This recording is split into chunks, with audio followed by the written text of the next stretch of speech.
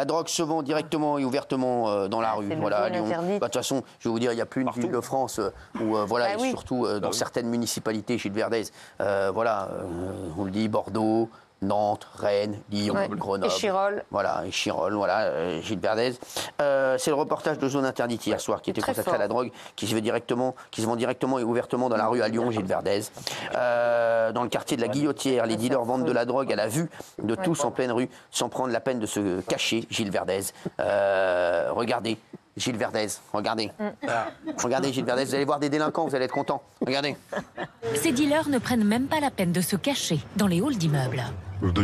Ils opèrent au vu et au su de tous et n'hésitent pas à aborder les clients en pleine rue. Vous verrez une copine, c'est le même qu'hier. Ici, tout est extrêmement organisé. Chaque revendeur a des horaires et surtout un secteur bien défini. Sors de ma rue là. Chacun sa rue là. Leur commerce est tellement décomplexé qu'il a même son service après-vente. Les brins, ils ne sont pas contents, ils ont qu'à déménager. Et nous, on est là, on va pas se déménager pour eux. De Ahmad que vous êtes. Merci, oui. Alors, comment on n'arrive pas à éradiquer ça? Enfin, bien on sûr. sait où ils sont. Parce qu'on est de l'école Gilles Verdez. Voilà. Je pense que les dealers, malheureusement... Si t'avais un mec qui avait de la poigne, je t'explique, voilà, c'est tout. Mais bon. Et surtout, il faut taper du poing très fort, non seulement auprès des dealers, mais des consommateurs. Oui, mais t'as toujours des mecs comme Gilles Verdez, je veux dire, on peut pas... Voilà. Sauf qu'on dit que la drogue est illégale. La vérité, c'est que si tu te fais arrêter avec du shit ou de la coke, t'as rien du tout, t'as un rappel à la loi et tu rentres chez toi. Commencez par ça, par taper sur les consommateurs. C'est insupportable et je pense à tous les Français qui nous regardent ces deux villes. Il n'y a pas une ville de France, c'est énormément de villes, excusez-moi, Gilles Verdez. Merci, vous avez compris. C'est insupportable. Moi, j'ai habité à la Guillotière, c'est incroyable ce que c'est devenu, quoi. En l'espace de 10 ans... Si t'en fous, t'es Lucky Luke. Pas grave. Oui, Gilles Verdez, ce qu'il veut. Non, mais je suis totalement... Oui, bien sûr. Il n'a même pas parlé. Je suis révolté parce que... bien sûr. Non, mais Gilles Verdez, mais c'est incroyable. Mais j'ai même pas fini. Non, mais c'est incroyable, ce mec-là. C'est incroyable, ce mec-là. Il est révolté. Non, mais il est révolté. Non, mais comment... Mais taisez-vous. Je vous aime beaucoup, mais taisez-vous. Vous ne pouvez pas être révolté et prôner la politique que vous prenez toute la journée. Ne soyez pas révolté. Mais c'est n'importe quoi. Mais tu dites pas de bêtises, Gilles Verdez. C'est comme si un mec, mais arrêtez de dire n'importe quoi. C'est comme si un mec, il trompe sa femme toute la journée. Gilles Verdez, soyez pas révolté. Vous ne pouvez pas être révolté. Géraldine peut être révoltée. Jean-Michel Maire peut être révolté. Voilà. Mais vous, oui, Lucky Luke peut être révolté. Alain Delon peut être révolté. Voilà. Mais vous pouvez pas être révolté.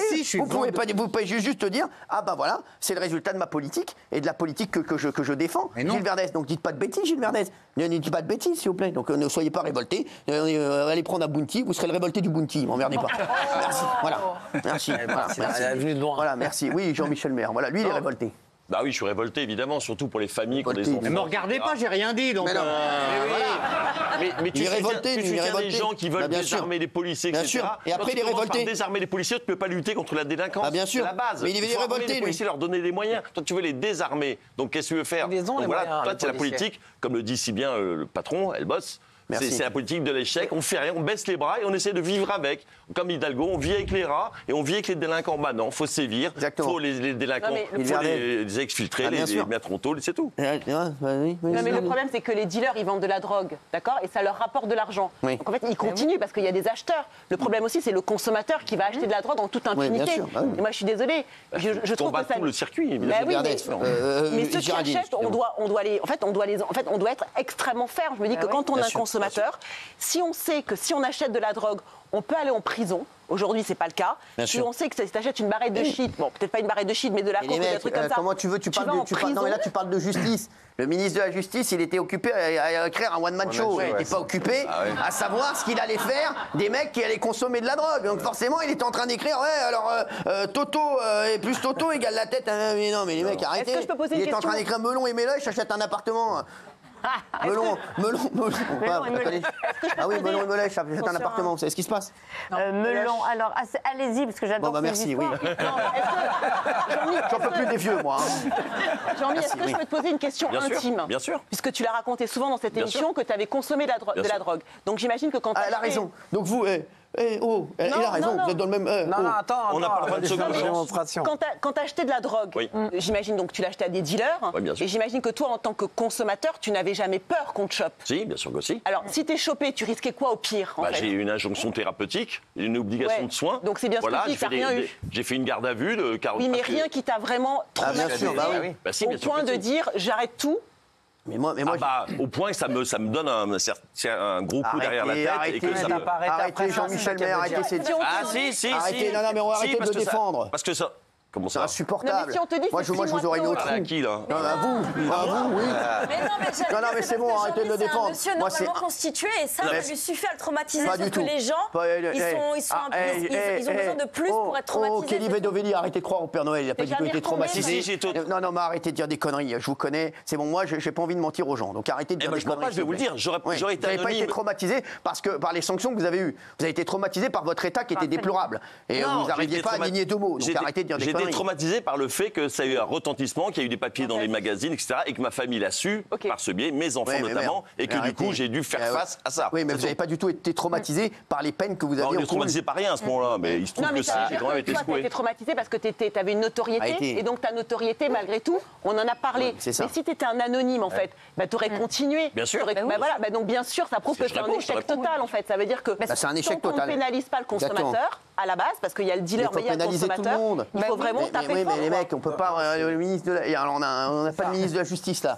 Il y en a un, il est en train d'écrire un one-man show, l'autre il est en train de faire ses valises, et vous voulez que je vous dise? Parce que Jean-Mi disait, il faut donner des moyens à la police, mais la police, ils ont tous les moyens. Si tu dis à la police qu'après, derrière la justice, elle suit, ils vont aller te les chercher un par un. Si tu avais un Bruno Retailleau, ministre de l'Intérieur, un Bruno Retailleau au ministère de la Justice, je peux te dire que ça avancerait. Je peux dire que ce ne sera pas la même. Là, on n'aurait pas des Gilles Verdès qui nous dit qu'il faut donner des pistolets à eau aux policiers. Attention, le dealer, attention, j'ai pris de l'eau, j'arrête de dealer. Oui, parce que le consommateur, on le voyait se plaindre, là, dans le reportage, de la mauvaise qualité qu'on l'avait truandé sur les doses. Et il le disait ouvertement dans le reportage. Gilles Verdès, il veut donner des nerfs aux policiers. Fais attention, tu vas prendre un nerf dans la gueule. J'arrête de dealer, là, c'est bon, j'arrête les conneries. Le consommateur, par exemple, rien à voir. Qu'est-ce qu'il veut, Alain? Le consommateur, on dit, il faut taper sur le consommateur. Celui qui va voir les prostituées, il tue personne. On dirait Alain Delon dans la piscine. On pénalise les consommateurs des prostituées. Mais on pénalise pas les consommateurs de drogue. C'est plus grave quoi, d'aller voir une prostituée ou de se droguer, de se calmer dans la rue? On va demander à Jean-Michel, il a fait les deux.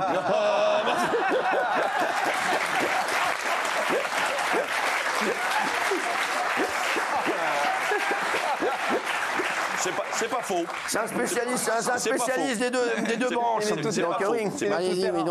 La seule différence, c'est que la prostitution est légale en France, alors que la vente de la drogue, c'est illégal. Alors, raison de plus, c'est un truc qui est légal et tu pénalises le consommateur. Dès que tu prends un avocat, que tu as été chopé en allant voir une prostituée, tu prends un avocat, immédiatement, il te relâche. Parce que c'est complètement fou dans ce système. C'est que tu es condamné pour quelque chose de légal. Donc, tu consommes quelque chose. Qui est déjà allé voir une prostituée, c'est la vérité?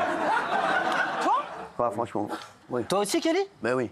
Je l'ai pas payé, mais on a été les voir avec des potes quand on est là.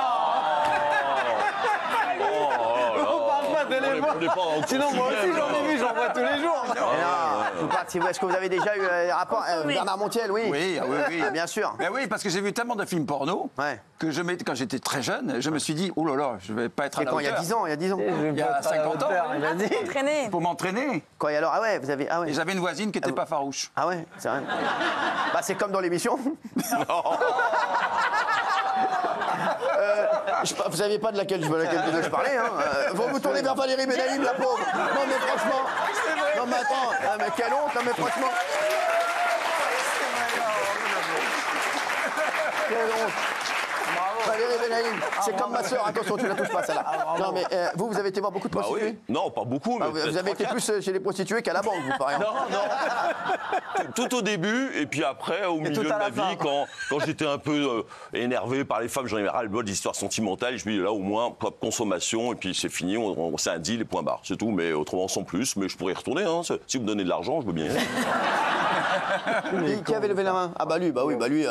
Moi, j'avais un annuaire des meilleurs sites c'était des escorts, c'était pas des prostituées, et j'ai arrêté le jour où j'ai eu... C'est quoi la différence? Il a mis un pack. Les prostituées, c'est celles qui sont dans la rue et qui racolent. Le résultat est le même, on va pas être d'accord. Les escort girls, ce sont des femmes qui proposent leurs services sur des sites, donc il y a plusieurs tarifs, c'est une demi-heure, 1 heure et demie, et il y a des grilles de tarifs selon les prestations. C'est moi, vous avez travaillé pour le site? Il y a 2 heures aussi. Et d'ailleurs, le langage, quand vous parlez avec elle, vous leur écrivez et vous ne parlez pas d'euros, mais vous parlez de roses. Donc c'est je te donne 200 roses, 300 roses, etc. 300 roses. Non, mais en vrai, on rigole, mais c'est ça qui lui a donné l'envie de devenir fleuriste. Oui. Non, mais ça fait de la peine parce que c'est des filles qui viennent de Russie ou de, voilà, qui ont pas un rond. Pas toutes. Gilles Verdez. Si. Sur les sites, c'est des Russes. Non, mais Gilles Verdez, oui. Bah oui, je m'étais inscrit à un site pour rencontrer. Bah non, vous savez pas. Pour rencontrer sur 3615 à l'époque. Oui, mais non, mais il n'y a pas que ça. Non, mais Gilles Verdez, arrêtez de nous mentir. Arrêtez de nous mentir. Il y a eu d'autres choses depuis. Et j'avais fait 3 rencontres. Oui, mais il y a d'autres choses. J'avais fait 3 rencontres. Et en fait, je m'étais aperçu que c'était des femmes vénales. Donc j'avais arrêté. C'est un peu quel rapport Quel rapport C'est le principe d'une prostituée, hein, qu'il est con. C'était des rencontres. Elle m'a demandé de l'argent. Mais non, mais c'est vrai. C'était pour. Lui, Gilles Verdez, c'est le seul. La dernière fois, il est passé au bois de Boulogne. Il a dit putain, j'ai une cote. C'est de fou. Mais qui est con Sans déconner. C'est au bois de Boulogne. Mais putain, les femmes me demandent, les hommes me demandent. C'est un truc de fou, je suis passé au bois de Boulogne, mais quel code j'ai pas. Mais rentrer chez lui, c'est un truc de fou. Non mais c'est un génie ce mec, c'est fou. Bon voilà, donc c'est tout, donc tout le monde est allé aux prostituées. Non. Et vous quoi, vous non, moi j'ai jamais été. Sois poli, toi. Non mais alors j'ai rien contre elle. Et franchement, voilà, mais les mecs. Trop de. Pas besoin. Mec. On m'a pas non plus demandé combien je prenais. Hein. Quoi? On m'a pas non plus demandé combien je prenais. Quel rapport, vous? Ben non, parce que moi, c'est pour me faire de l'argent, moi. C'est pas toi qui va faire des commentaires. Qu'est-ce que vous dites, là? Je dis, moi, je plaisante, je dis, moi, en allant au bois. C'est juste là, c'est un coup sec. Oui, un coup sec. Juste un coup sec, là. C'est là. Là, vous ouvrez juste un peu, et là, un coup sec. Il est con, ce mec. C'est juste là, Isabelle. C'est juste avant de parler à chaque fois. Ah, là, et on est parti. Et on est comme neuf. Mais qu'est-ce que vous disiez? Je disais que moi, quand je vais au bois, on ne m'a même pas demandé combien je prenais. Pourquoi vous avez tout... J'aurais pu me faire un peu d'argent à un moment donné. Quand je... Isabelle, vous avez bu? Elle est complètement malade, elle. Madame Claude m'a dit un jour, vous m'auriez rapporté de l'or. Je lui ai dit, même pas pauvre malheureuse, j'ai jamais su faire de l'argent. Donc, Merci, alors Madame Claude... C'est pas la seule raison. Là, tu sors, tu sors. Ah non, j'ai été jolie, j'ai été jolie.